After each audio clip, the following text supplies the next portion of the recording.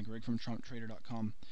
I'm here to talk more about channels, trend lines, and how they react to support and resistance levels, and the strengths of different types of support resistance levels. We're looking at the 15-minute time frame on the Euro US, and this is all live. I have my channels pre-drawn. These are the channels I've been using the past couple of days. This channel actually I've been using today. This one has been in effect for the past couple of days. So what happened here? Well, we know that the price was respecting this trend line which started in this previous channel. You know that because it's been reacting to the price here. 1, 2, 3. And we knew that after this point, because these two are connected, that the price was respecting this bottom trend line. So this makes a channel. Channels are used to guide the price to a certain support and resistance level. We know what level that is now because it's out of the channel. The channel, or the support and resistance line, was 51.15. Well, how do you know when the channel is going to be going out? This kind of gave a clue right here. The price was unable to make any new highs. It was not able to keep up with the angle of the buying angle of this channel. And angles like this that are thin need a lot of momentum and a lot of buying power to keep up with it. So when the price got rejected here and it came back down, there was some buyers that came in to try to push the price back up, but unfortunately there was not enough momentum to keep it going, and the channel was done. Now when the channel is done, what you have to look for is the next support resistance level in sight, which in this case was 50.75. How do I know that? We can look just even right here. Look where the price had been respecting. It had been respecting this price. It got past here a bit, but that's just because of the channel. And channels do get past support resistance lines that take peaks.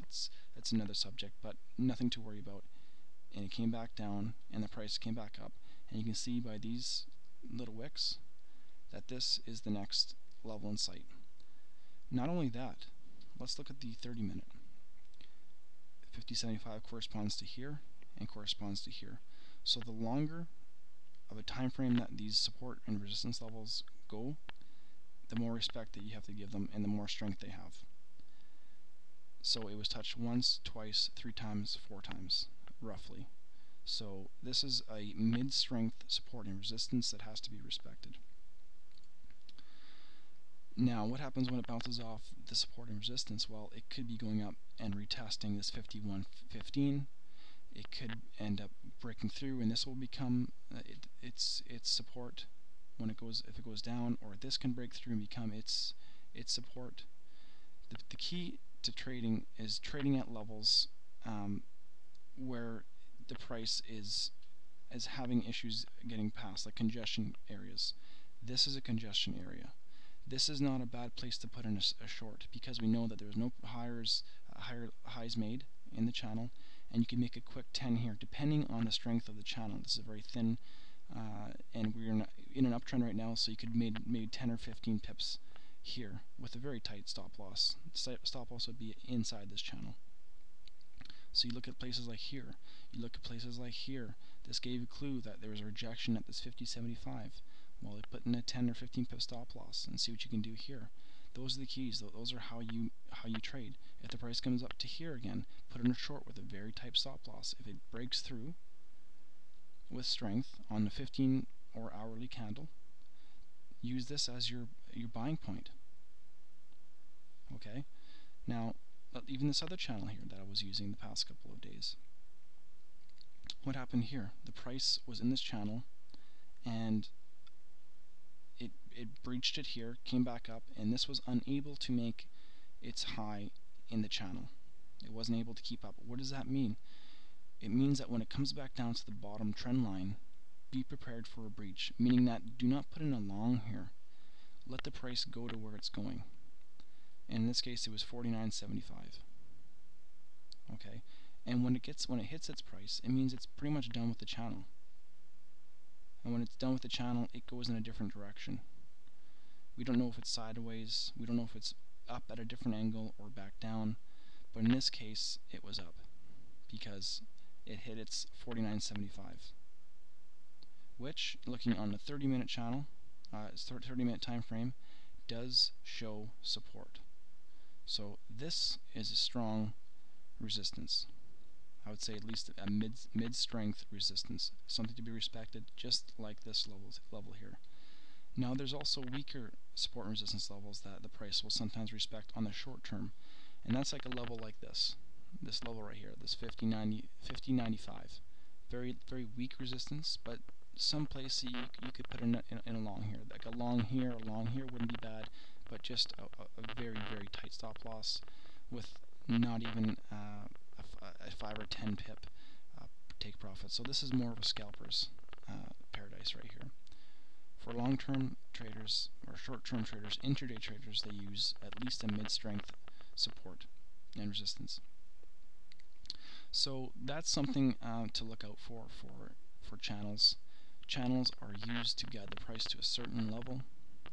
If the channel doesn't match up perfectly, which it didn't here, which it did not here, it will leave the channel to touch it and then be done with the channel. And in this case, what happened was it came back in, retouched this 49.75.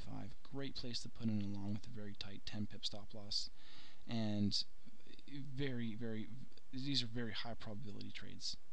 These are excellent trades when they're leaving these channels and they come back down to touch its previous low. Excellent buying opportunity right here. This would be 70% chance.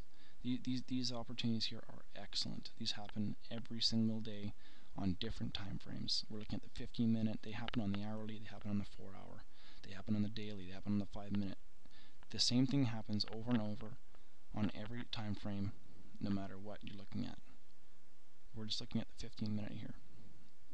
The longer you look at it, like if you're looking at the 15-minute time frame, that means that it has more validity. If you're looking at the 1-minute, it's not as strong. And something to note too, that when looking at the higher time frame, something higher. So let's say we have a channel drawn in the 30-minute, or we have resistance in the 30-minute. Well, the 30-minute is going to have precedence over the 15-minute channel. So I hope that makes sense. I'll be doing more of these videos in the future. I just want to make it very clear that you have to practice this. Draw out your channels and trend lines. Watch where new highs are being made. Watch if new lows are being made. Watch if the tops of the peaks are actually hitting the tops of the channels. And if it's not, watch it break. And when it breaks out, see if it retraces back up.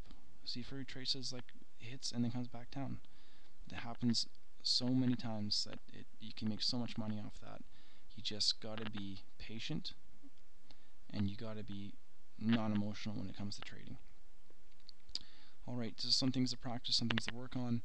I'll be adding some more videos on this subject throughout the week, so hope you enjoyed. We'll see you next time.